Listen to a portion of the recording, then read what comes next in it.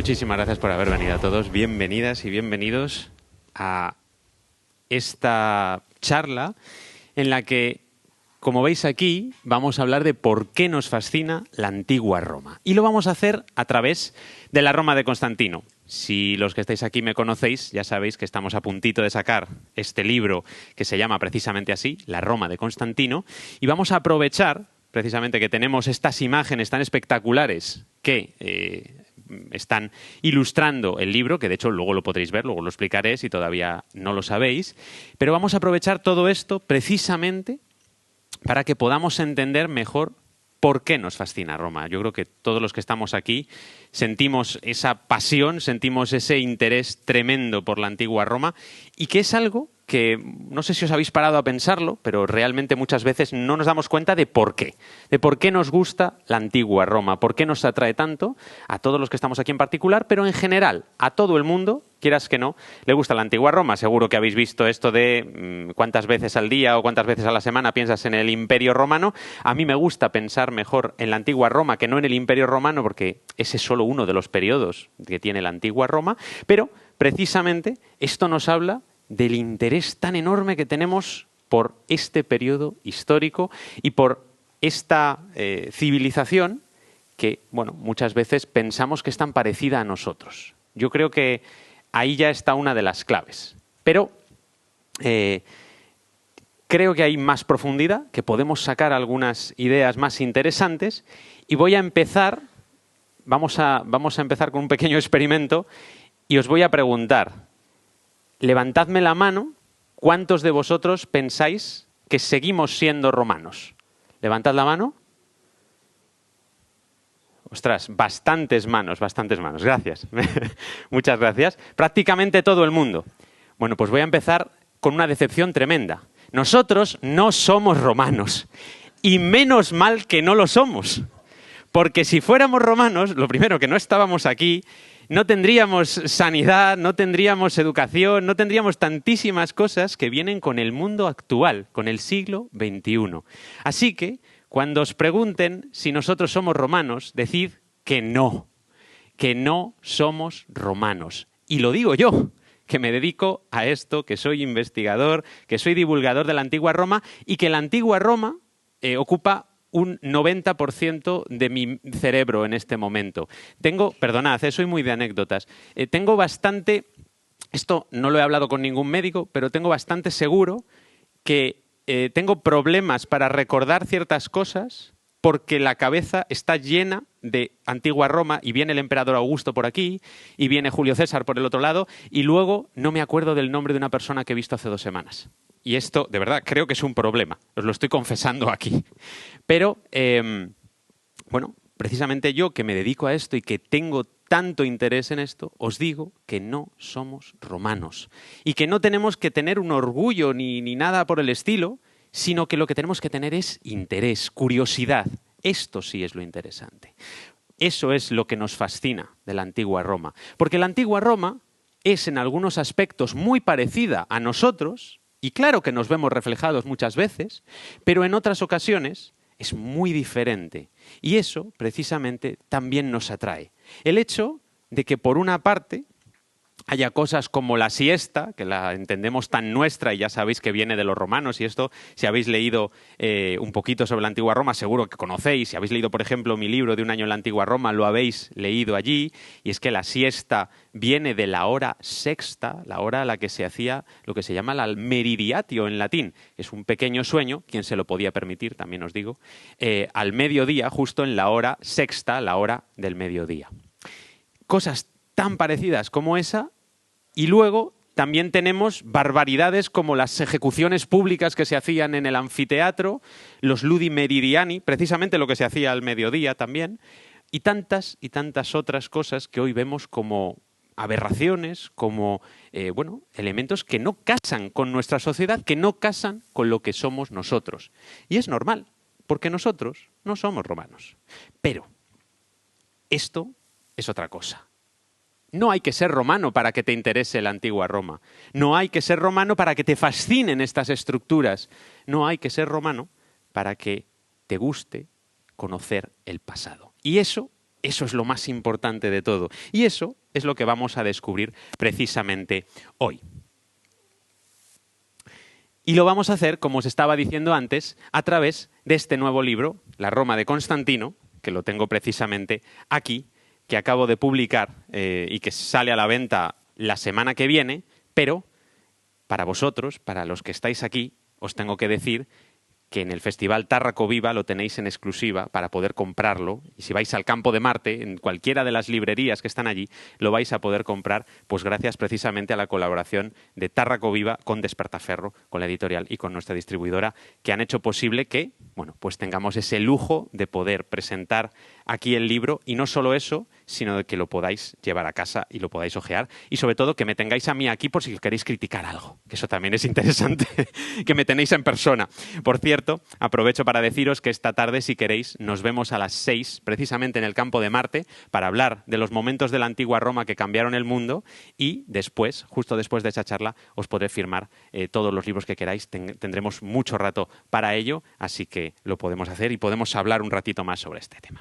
Bien, pero os decía, y no me lo quiero saltar, que este libro no solo lo he escrito yo, está escrito en colaboración con mi compañero, amigo y socio Pablo Aparicio, que no sé si lo conocéis, pero es uno de los genios que existen ahora mismo en el mundo en recreación 3D.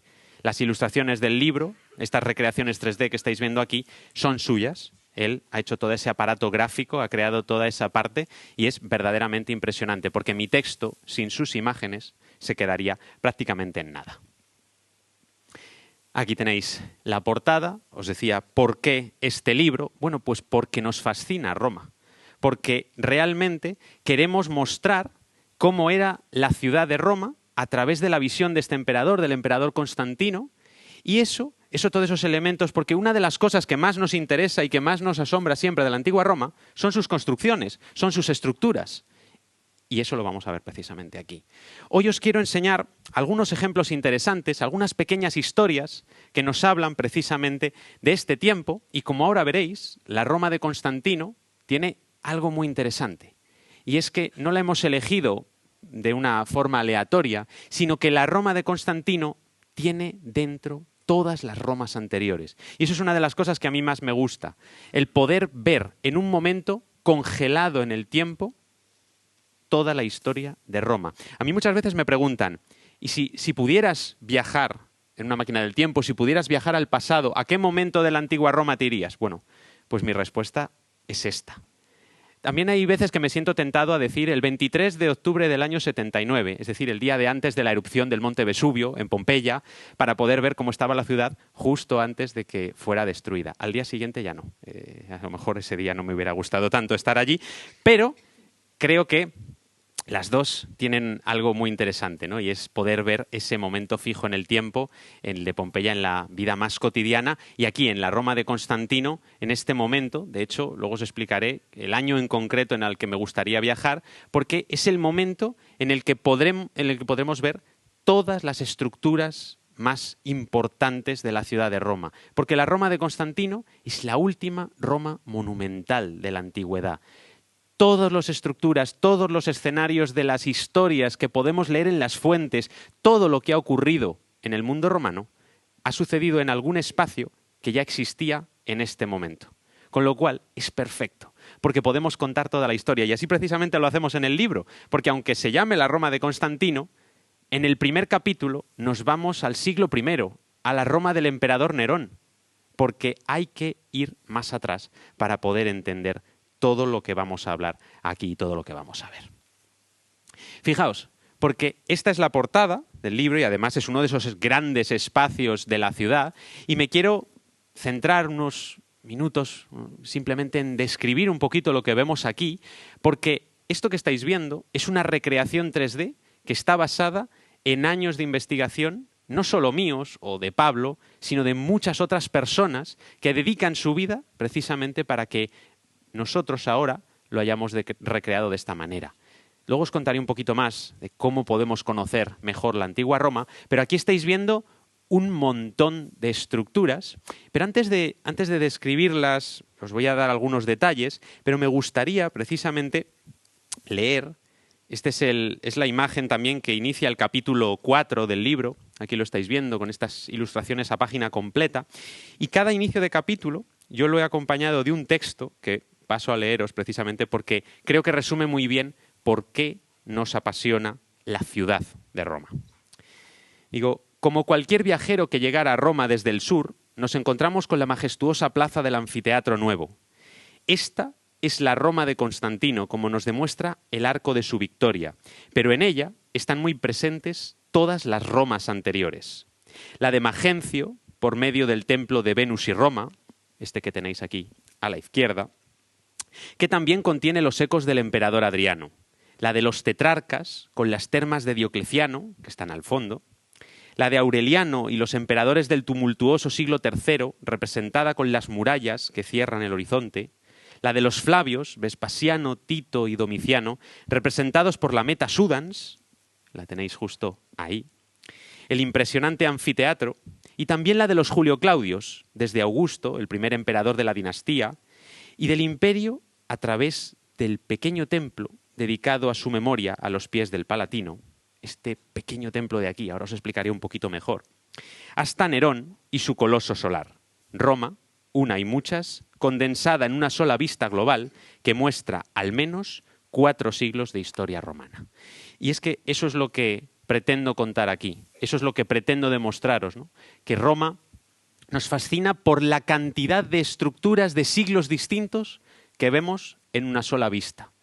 Además, tenemos una suerte tremenda de vivir en este momento justo. Otra de esas virtudes de no ser romanos es que tenemos la tecnología suficiente como para poder mostrar esto que tenéis aquí, una recreación en la que vemos la vida de la ciudad, en la que no solo vemos las estructuras, en la que también vemos a la gente, a todas esas personas que muchas veces olvidamos y sin quienes realmente esto no podría haber existido. Precisamente por eso también hemos añadido andamios, hemos añadido estructuras que nos hablan de la cotidianeidad, de lo que sería una ciudad vivida, una ciudad que realmente nunca podríamos ver completa, porque en este momento vemos algunas estructuras que se están construyendo, veríamos si pudiéramos pasear por la ciudad otras que ya estarían en ruinas, porque Roma nunca se podría haber visto entera. Siempre tendríamos que haber visto fragmentos. Pero el mejor momento, como ya os he dicho, es este. Fijaos, os hablaba de distintas estructuras. Os hablaba de la Roma de Constantino, con este gran arco. Si habéis estado en Roma, lo habéis visto, impresionante al lado del Coliseo. Es uno de los monumentos más reconocibles, pero también más desconocidos. Y espero que en el libro eso lo solucionemos, porque le dedicamos un capítulo completo prácticamente a ver qué esconde ese arco que tenéis ahí. Por supuesto, hemos recreado la policromía original para que podáis entender una Roma que no es en blanco y negro, una Roma que, bueno, pues por desgracia vino el neoclasicismo y nos limpió absolutamente todas las estatuas en la cabeza, ¿no? Físicamente ya las venían limpiando desde el Renacimiento, pero fue el neoclasicismo el que nos ha dado esa idea, esa imagen de las estatuas blancas, de todo blanco, cuando en realidad la antigua Roma, como estáis viendo, era muy colorida, especialmente en los relieves, en las estatuas que estaban todas pintadas, porque, y me vais a permitir una pequeña digresión, cuando vemos una estatua de mármol blanco, y permitid esto que voy a decir, es una estatua cutre. El mármol blanco es el más barato de todos. Es decir, hemos conservado prácticamente todas las estatuas de baja calidad de la antigua Roma.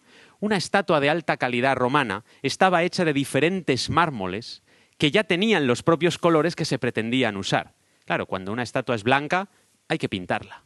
Entonces, bueno, pues en estos casos no queda otra. Tampoco te vas a gastar más dinero del necesario si va a estar a la intemperie. Pero creedme cuando os digo que aunque conservamos muy pocas de ellas, tenemos grandes ejemplos de estatuas que están completamente construidas con diferentes fragmentos de mármol. O, por ejemplo, las estatuas de bronce, que estaban todas doradas. Y ahora os enseñaré algunos ejemplos precisamente en ese sentido. Y me está dando, porque ya, como os he hecho una encuesta antes, quiero saber otra vez vuestra opinión. Quiero hacer otra pequeña encuesta.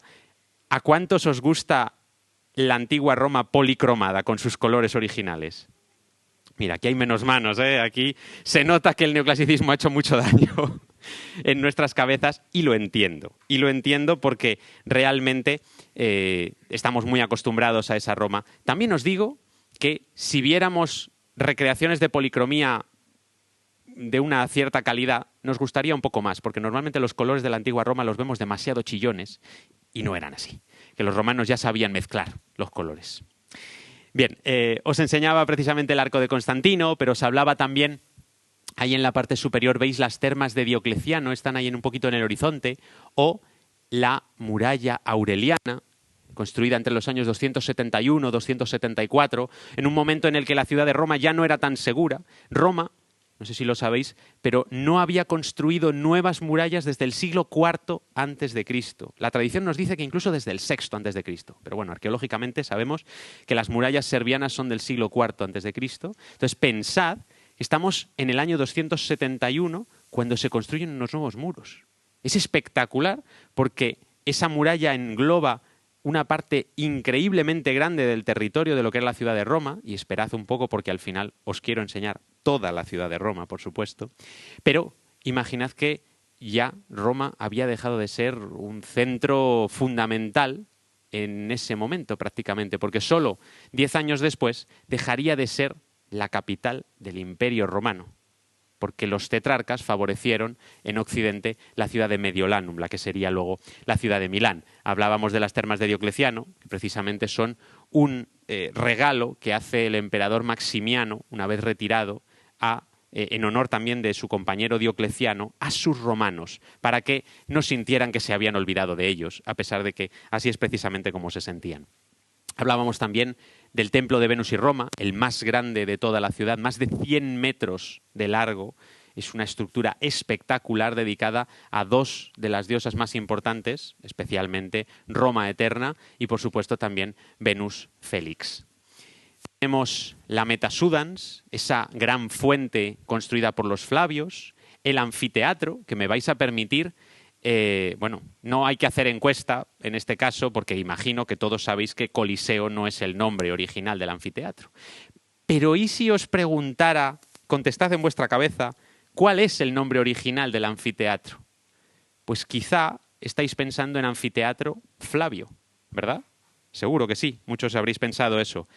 Y sin embargo, aunque parezca más verosímil, esto tampoco es cierto. Los romanos no llamaban a esta estructura Anfiteatro Flavio, nunca lo hicieron. ¿Sabéis cómo se llamó el anfiteatro cuando se inauguró? Es el Anfiteatro Nuevo. Tampoco fueron muy originales, todo hay que decirlo. Pero, ojo, ojo, que el campo del Barça es el Nou Camp.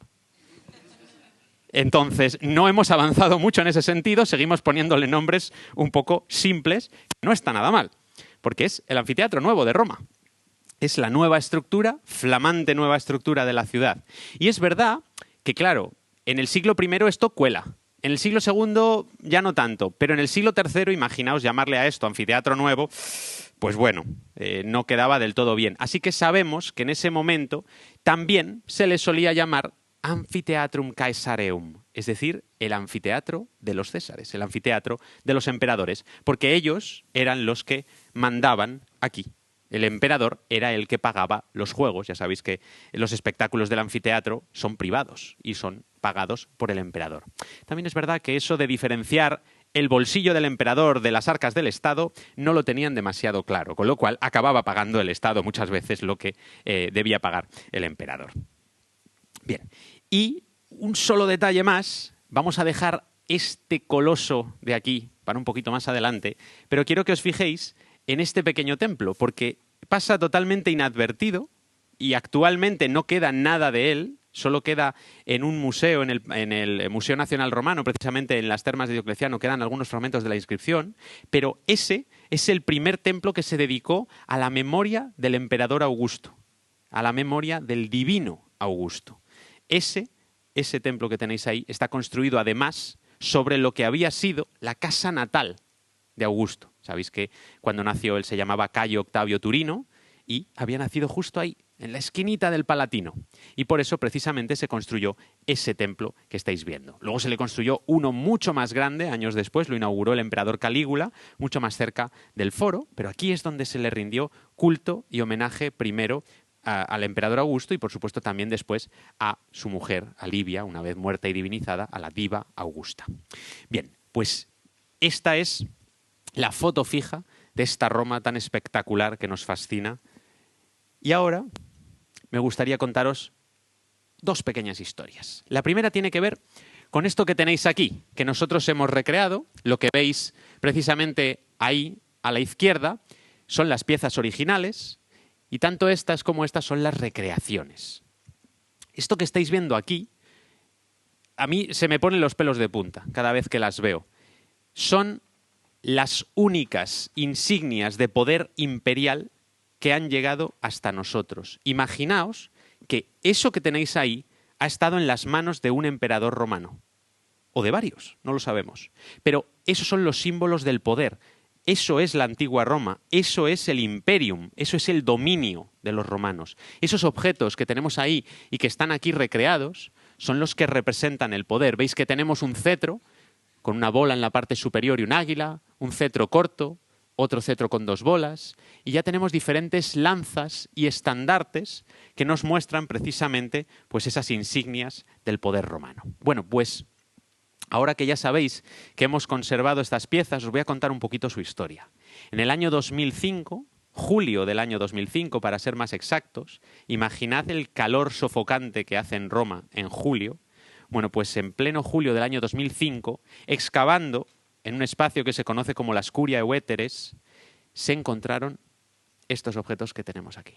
Imaginad el momento en el que, ahí hemos recreado un poco cómo estaban en el momento del hallazgo, imaginad el momento en el que empiezan a aparecer unas esferas, en el que empiezan a aparecer algunas lanzas, aquí tenéis las cabezas precisamente de las lanzas, empiezan a aparecer estos cetros, por supuesto, desgraciadamente no han aparecido las partes de madera que nosotros hemos recreado o las partes de tela. Precisamente, y para que lo sepáis, esto que hemos recreado aquí, este vexilium, es el único, está basado en el único estandarte de tela romano que se ha conservado en el mundo. Solo tenemos uno.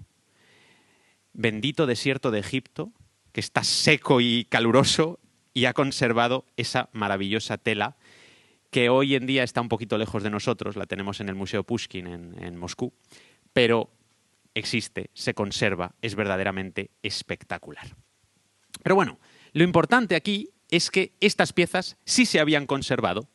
Estas piezas se tienen que, digamos, introducir en algún contexto. Y aquí voy a aprovechar también para hablar ligeramente de lo que es un contexto arqueológico y de por qué es tan importante que conservemos los contextos arqueológicos. Los que me conocéis ya sabéis que soy un fuerte defensor del método arqueológico y sobre todo soy un gran detractor del expolio arqueológico. Sabéis que es una de las lacras más importantes que tenemos ahora mismo con nuestro patrimonio, el hecho de que cualquier persona pueda ir con un detector de metales a destruir nuestro patrimonio, a destruir nuestros yacimientos. Esto es verdaderamente horroroso. Y precisamente cuando alguien me pregunta ¿y qué daño hacen si a lo mejor luego lo entregan a un museo? Bueno, pues eso no sirve de nada.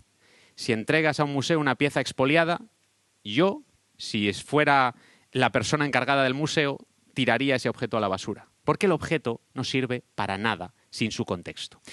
¿Por qué lo digo? Fijaos qué importante es este contexto. Si estas piezas no hubieran aparecido en el año 2005, si estas piezas hubieran aparecido en el siglo XIX, por ejemplo, tendríamos unas esferas que a lo mejor habríamos conseguido identificar como un conjunto de piezas relacionadas con el poder imperial, si es que todavía supiéramos de dónde han salido.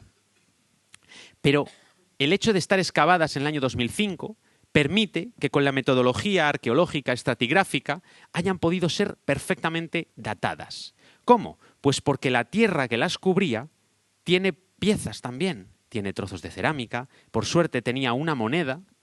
Todo eso nos permite saber que este conjunto se enterró en un momento muy concreto, en los primeros años del siglo IV.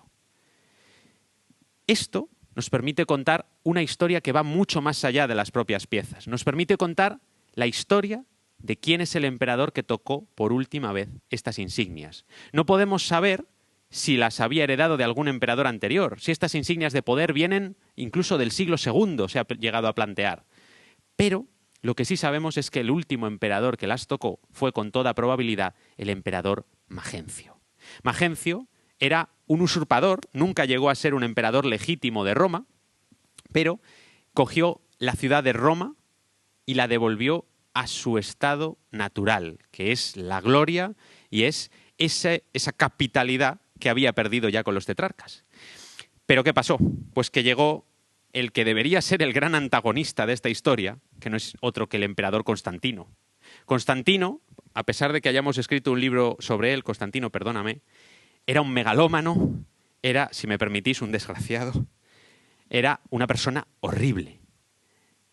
Pero bueno, llegó a conseguir sus objetivos y la historia sería muy, muy diferente sin él. A mí me gusta mucho, y seguro que me lo habéis oído algunas veces, decir que yo no elogio la antigua Roma, yo no me vanaglorio en ella, y especialmente no lo hago con personajes como este, como Constantino, o incluso, voy a nombrar al gran personaje, el emperador Augusto.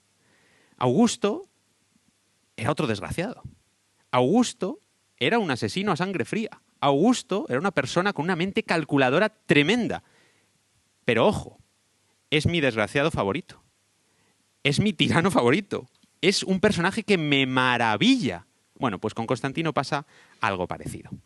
Son personajes fundamentales, claves. Sin ellos, como os he dicho, la historia no sería igual.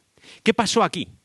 Pues sucedió algo el 28 de octubre del año 312, y es que Constantino venció a Magencio en la famosa batalla del puente Milvio, no me extenderé en esto, lo tenéis en el libro también, y probablemente alguien muy cercano a Magencio escondió todas estas insignias de poder para que Constantino no pudiera tenerlas.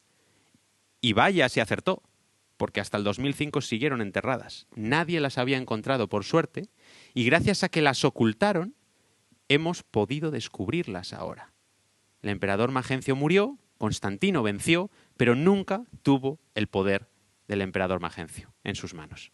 Esta es una de esas historias que a mí me parecen espectaculares, una pequeña cápsula del tiempo que nos permite descubrir algo tan interesante como esto. Pero os cuento otra historia. Mirad, esta tiene que ver con esta estatua que tenéis aquí, de la que conservamos 3 fragmentos. Mirad, una bola, una mano y una cabeza. Si habéis estado en Roma, una vez más, la conocéis, está en los museos capitolinos, es una estatua de bronce impresionante, tan impresionante que es la estatua de bronce más grande que ha llegado hasta nosotros de la antigua Roma. Es espectacular. Es una estatua de unos 10 metros, ahí podéis ver una comparativa precisamente con la altura de una persona, con la recreación de cómo pudo ser en origen. Son 2 páginas del libro, precisamente para que veáis cómo es. Y es una estatua que si nosotros la miramos, pues podemos ver que representa precisamente al emperador Constantino. Y así es como ha llegado hasta nosotros, porque la antigua Roma, no solo nos fascina a nosotros, ha fascinado a la gente, a las sociedades, por siglos y siglos. Y por eso precisamente la tenemos tan imbricada en nuestra propia vida, porque ya desde hace mucho tiempo a la gente le gustaba mirarse en la antigua Roma. En este caso en concreto, esta estatua probablemente ha sobrevivido por el mero hecho de que Constantino fue el primer emperador cristiano de Roma. Esto es algo que sabemos todos. Otra cosa es cuándo se convirtió al cristianismo y de qué manera. Eso es un melón que hoy no voy a abrir. Pero está claro que Constantino fue el primer emperador cristiano de la historia y precisamente por eso se conservan estatuas de él, porque los cristianos que vinieron después dijeron, bueno, de este vamos a conservar algunas cosas porque, oye, al final ha sido el emperador que ha permitido que el cristianismo se expanda. Bueno, pues esta pieza tiene 2 historias muy interesantes, la voy a contar muy resumidas. La primera de ellas tiene que ver con ese dedo que veis ahí. Ese es el dedo índice de la mano izquierda, que se conserva. Ese dedo índice que veis ahí es ese enorme que veis arriba. Y es que esto tiene algo muy interesante, y es que yo cuando he ido a ver esta estatua hasta el año 2019, esa mano no tenía dedo índice. Ese dedo índice estaba perdido. Pero estaba perdido desde no sabemos cuándo. De hecho, algunas representaciones que tenemos de la estatua en el siglo XII parece que ya aparecen sin ese dedo. Es un dedo que se había separado de la estatua y que ha vuelto y que ha sido descubierto solo en 2019. Esto es increíble, son pequeñas perlas, pequeñas joyas que nos ofrece el paso del tiempo. Y pensaréis, ¿cómo se ha encontrado? Bueno, pues este dedo estaba en una colección en el siglo XIX, la colección Campana.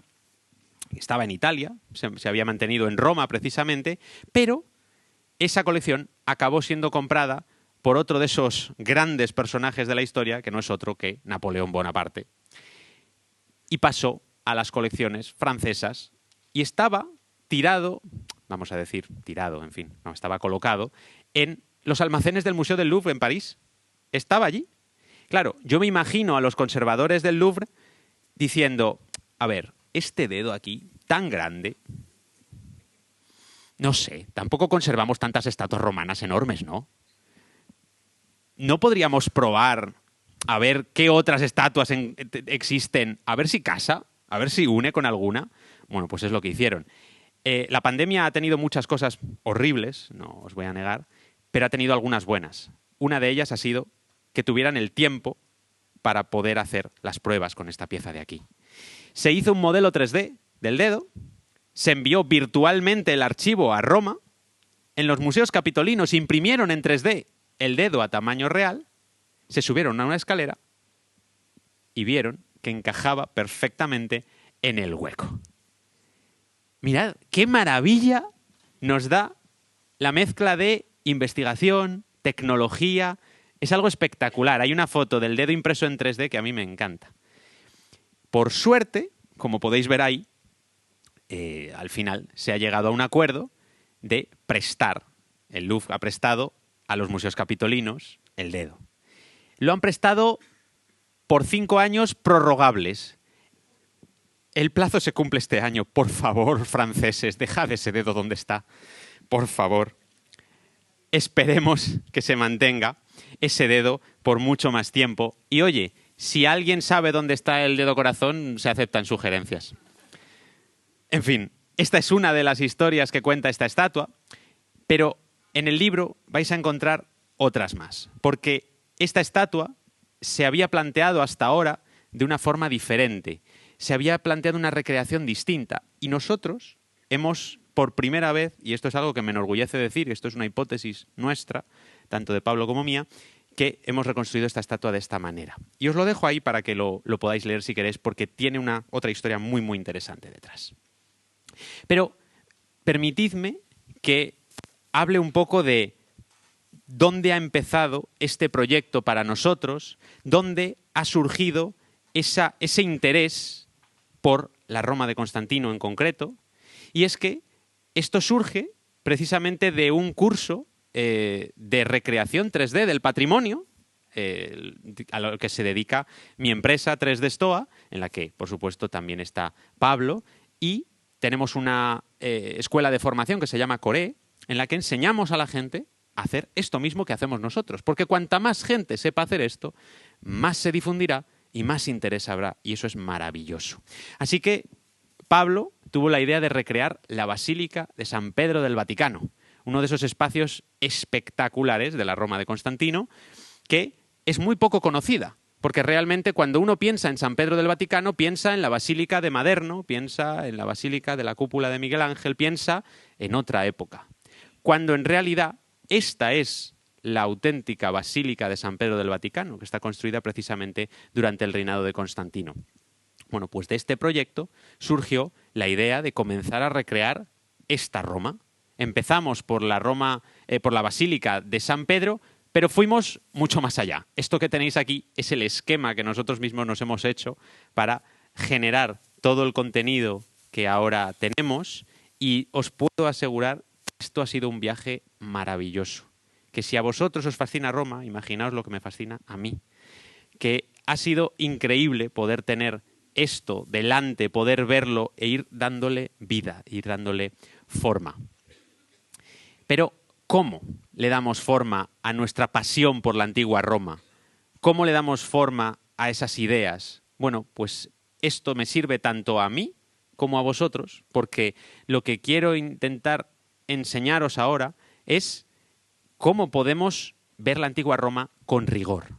Porque ya sabéis que existe mucho contenido, vivimos en la era del contenido, todo el mundo puede hacer contenido y eso es maravilloso, no me entendáis mal, pero no todo el contenido es correcto. El rigor debe estar por encima de todo. Y eso para mí es fundamental. Yo llevo 12 años dedicándome a esto, dedicando a ser divulgador. Os puedo decir que el Néstor de 2012 que fundó Antigua Roma al día, no se lo digáis a nadie, pero no tiene ni idea de la Antigua Roma. No tiene ni idea. Porque ahora me miro hacia atrás, miro hacia el pasado y veo todo lo que me faltaba por aprender. Bueno, y todo lo que me falta de aquí en adelante, por supuesto. Nos vemos aquí en 10 años y os volveré a contar todo esto y os diré, bueno, el Néstor de 2024, madre mía, vaya personaje. En fin, el caso es que, entendedme, cuando os digo que la investigación nunca acaba, siempre hay que ir investigando más, siempre hay que ir descubriendo más y todo el mundo puede investigar, todo el mundo puede descubrir. Hay que saber dónde mirar.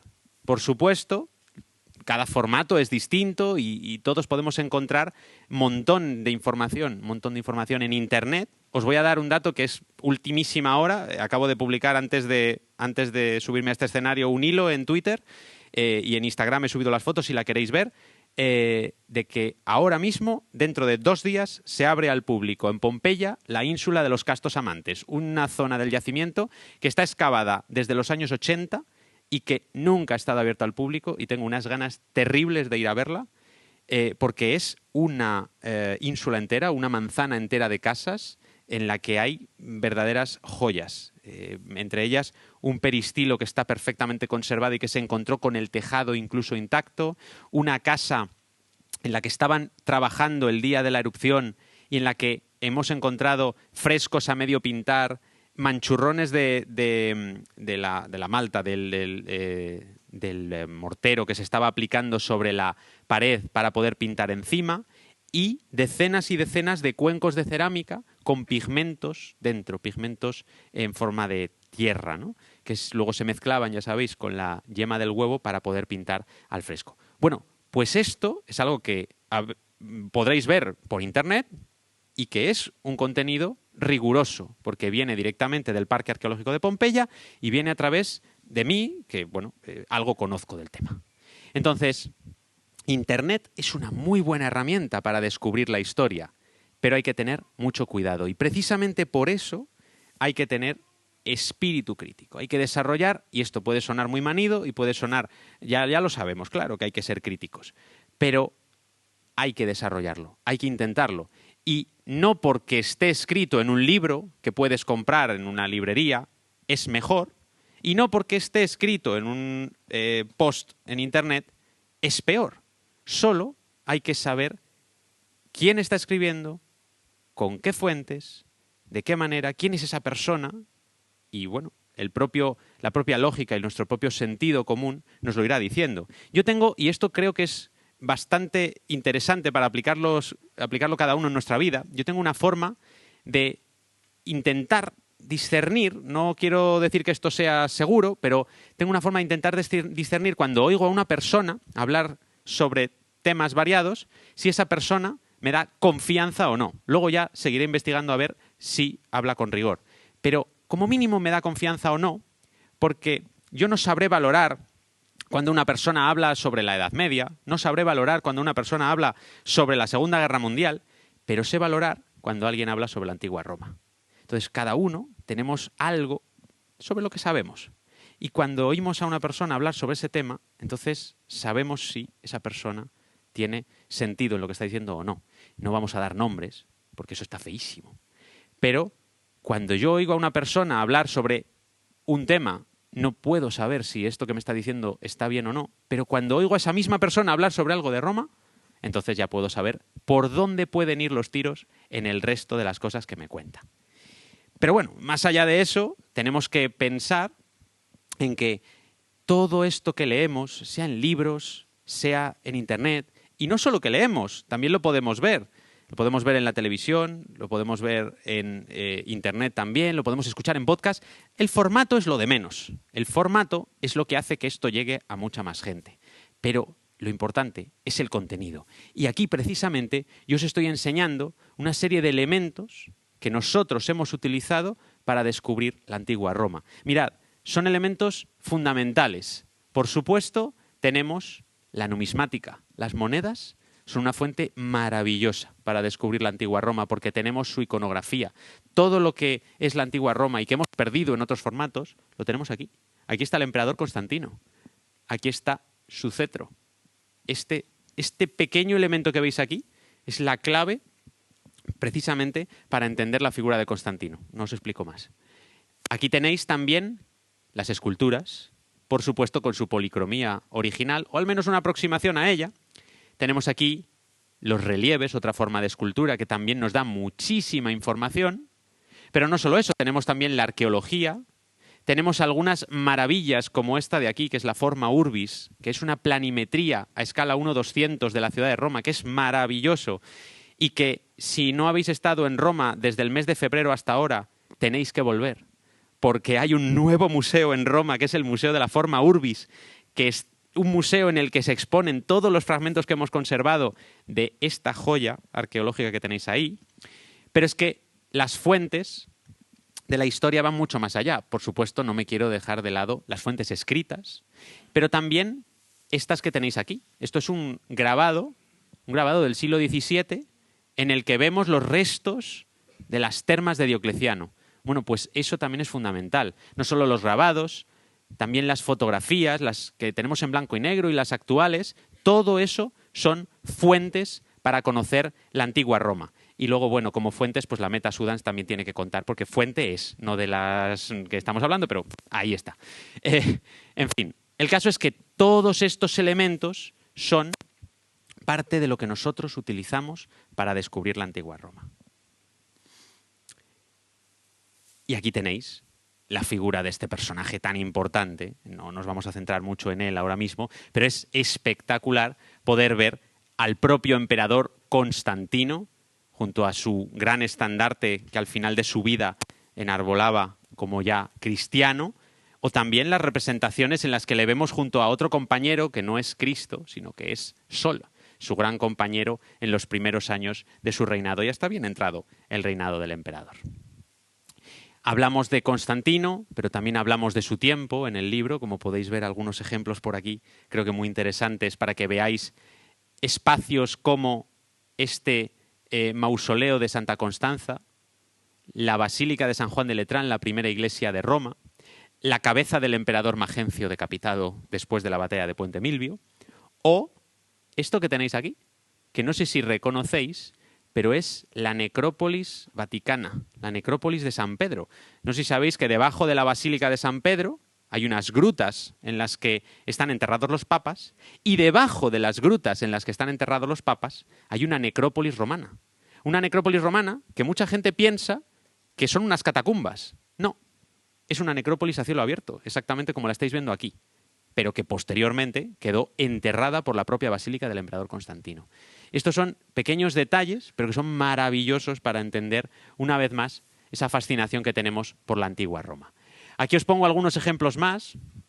Por ejemplo, veis de nuevo una imagen más cercana del arco de Constantino, y no me resisto a contaros un pequeño detalle. Esto que veis aquí es el templo del Divino Augusto que os estaba diciendo. Ese pequeño templo, aquí no lo vais a poder ver, pero ahí tiene una inscripción. Bueno, pues imaginad cuando Pablo me enseña esa recreación, esa vista, y en el templo no había inscripción. Y yo le dije, Pablo, hay que meter la inscripción. Me dijo, no, hombre, no, pero que no se ve, que no pasa nada, que metemos unas letras al azar y ya está. Pobre Pablo. Tenía mucho trabajo también encima. Pero es verdad que esto que os estoy contando fue una cuestión de 2 segundos. No tuve que expresarlo. Le dije, Pablo, y me dijo, vale, la inscripción, vamos allá. Porque es verdad que escribir este libro también ha sido muy interesante en ese sentido, porque yo escribía pensando ya en las recreaciones que íbamos a hacer, y cuando Pablo leía mi texto, de una forma muy sutil yo le había dejado caer que había que meter 5 reconstrucciones más que no estaban planeadas. Entonces, muy serio, Pablo me decía, te odio. Pero al momento decía, pero qué buena idea has tenido, vamos a hacerlo. Entonces, esto es una maravilla y que sepáis que esa inscripción está reconstruida a partir de los fragmentos que conservamos de ese templo, precisamente, de lo que se excavó en el año 2005. Ahí podéis ver una de las grandes basílicas, y esto es otro de los elementos que nos fascina de la antigua Roma, es la magnitud.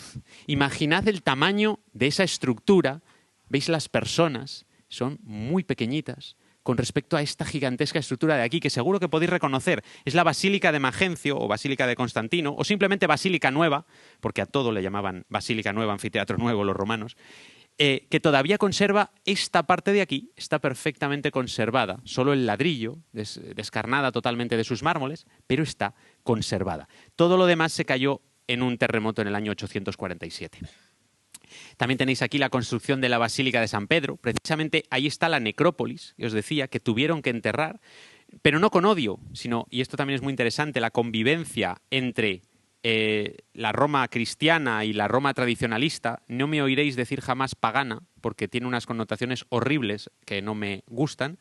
Vamos a decir tradicionalista, que es como dirían los propios romanos. Entonces, esta necrópolis se corta para que quede simplemente enterrada justo debajo del pavimento de la basílica, para no importunar a las personas que están allí enterradas y con el permiso de las familias de esas personas. Esto es muy interesante porque al final Constantino, que ahí ya es cristiano, está jugando con una sociedad que es muy diversa, digamos, ¿no? Hay cristianos, hay romanos tradicionalistas y él es cristiano, pero sigue siendo el Pontifex Maximus, sigue siendo el sacerdote supremo de los ritos, y uno de esos ritos era precisamente el de desconsagrar un espacio como ese.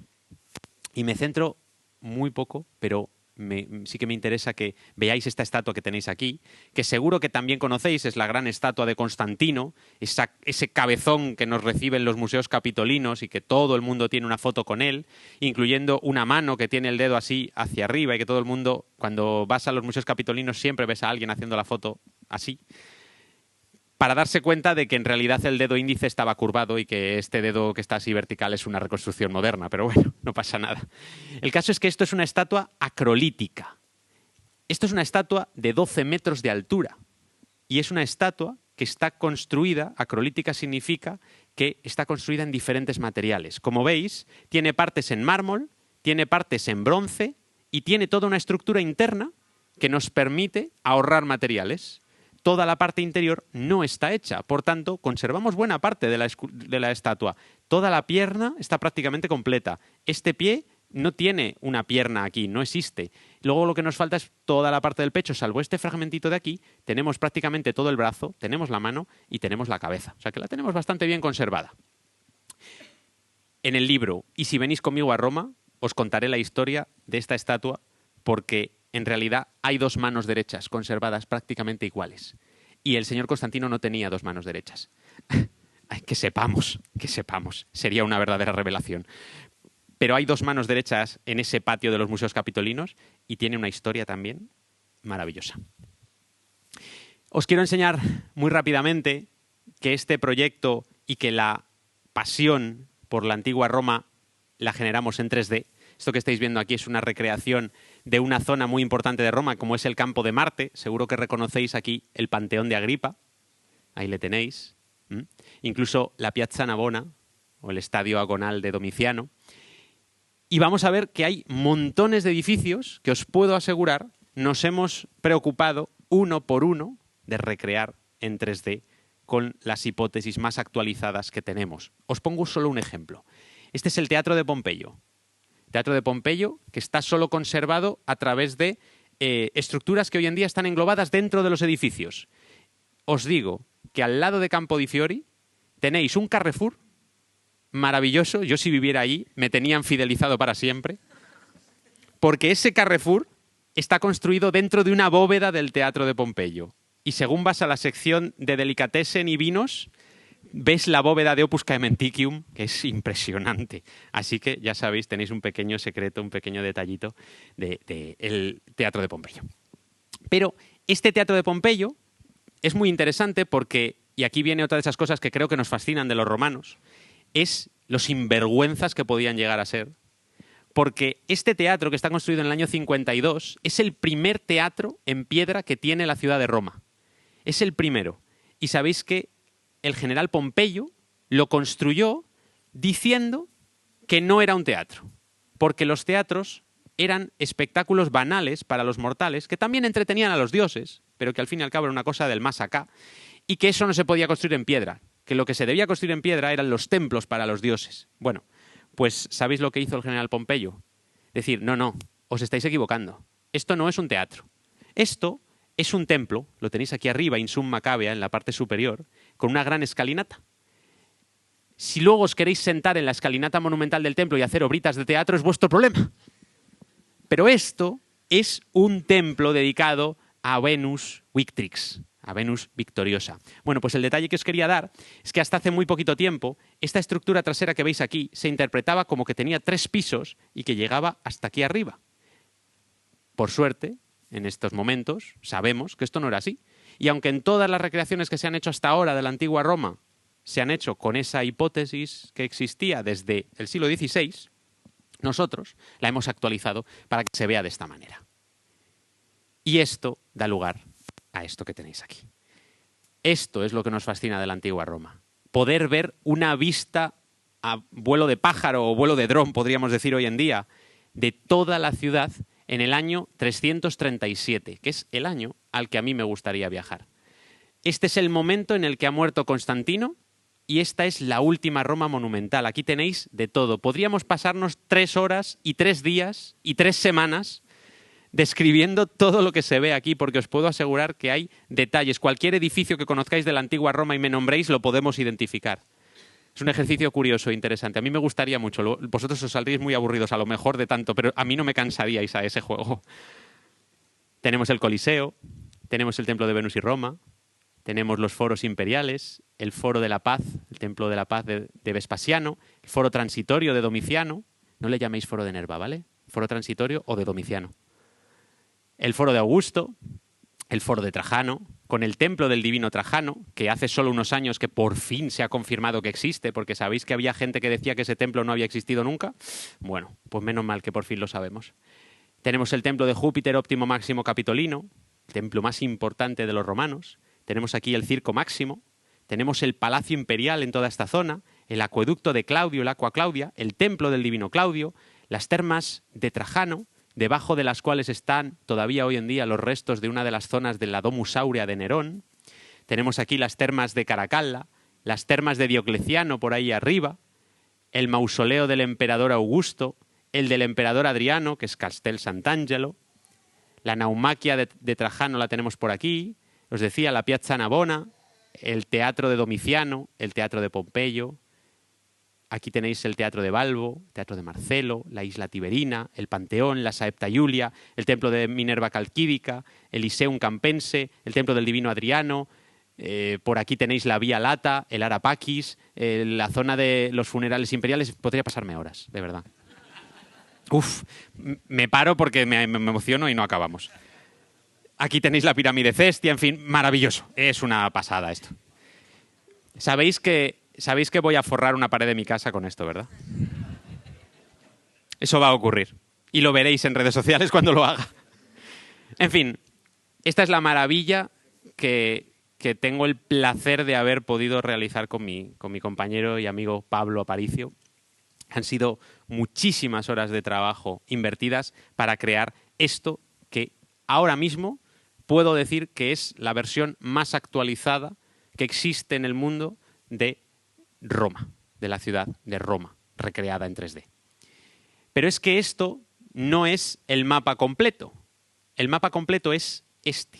La vista completa es todavía más amplia. Quería enseñaros primero el centro, pero es que veis que abarca mucho más hacia los lados, porque esta es la ciudad de Roma completa. Veis que hemos ido guiándonos por los muros aurelianos. Fijaos que esta es toda la estructura de los muros aurelianos de la ciudad, que abarca incluso más por abajo. Nos hemos dejado un poquito de esta parte. Y hasta aquí. Pero es que esto que estáis viendo aquí, lo estáis viendo en general, pero os puedo asegurar que tiene mucho detalle. Y la forma de aseguraros que tiene mucho detalle es enseñándoos el detalle. Este es el nivel de detalle que tiene esta recreación. Aquí podéis ver todas esas estructuras que hemos recreado y os puedo asegurar que hay detalles que aquí miden 1,5 píxeles, pero que yo me he empeñado en que estén. Os voy a enseñar precisamente uno de esos detalles, no lo vais a ver, pero en el libro, porque ahora viene la gracia, es que esto está en el libro, por supuesto, ahí, en ese punto de ahí, justo antes de cruzar la muralla, por cierto, ¿veis que este puente está roto? Pues otro detallito. Justo antes de cruzar la muralla, en el mapa vais a ver 2 cipos que son así, muy pequeñitos, en realidad miden 4 metros de alto, pero claro, en esta escala, imaginaos, que piden eso 1,5 píxeles y que yo me empeñé porque representan algo muy interesante, que son las inscripciones fundacionales de los llamados ludis aeculares. Los ludis aeculares son otra de esas maravillas que hemos podido conservar de la antigua Roma, son los juegos de los siglos. Literalmente se celebraban una vez cada saeculum, una vez cada siglo, y renovaban la protección de la ciudad de Roma. El primero que los celebra de una forma totalmente engañosa y propagandística es el emperador Augusto, porque sabéis que esos juegos venían de otros que se llamaban los Ludi Tarentini. Y los Ludi Tarentini se celebraban cada cierto tiempo. Y Augusto dijo, a ver, ¿cuándo se celebran? Uy, no me viene bien.